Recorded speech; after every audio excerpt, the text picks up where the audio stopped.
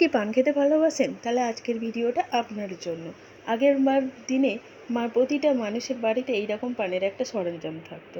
আমার কর্তামশাইয়ের স্বাদ হয়েছে সে এইভাবে পান খাবে দুপুরবেলা। তা ছুটি একদিন পাই রবিবার, তাই সব কিছু কিনে নিয়ে এসছে। মিষ্টি পান খেতে ভালোবাসে, ঝাল পান একদম খায় না, তাই মিষ্টি পানের সব আচার টাচার যা যা লাগে সব কিনে নিয়ে এসছে।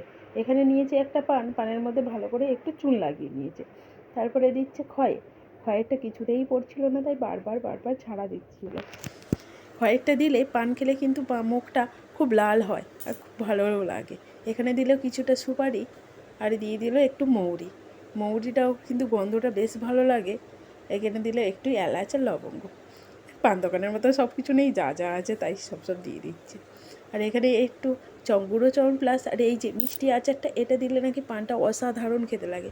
কালকের বাজার থেকে কিনে এনেছে, কত রাত করে ওটা এসেছে কেনার জন্য। এই যে পান মুড়তে পারে না, কিন্তু এই অবস্থায় খাবে।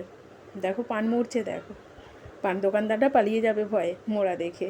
ফ্রিজের মতো রাখলে নাকি ঠান্ডা হলে বেশ ভালো লাগে খেতে। একবার চেষ্টা করে দেখুন, ঠিক পারবে।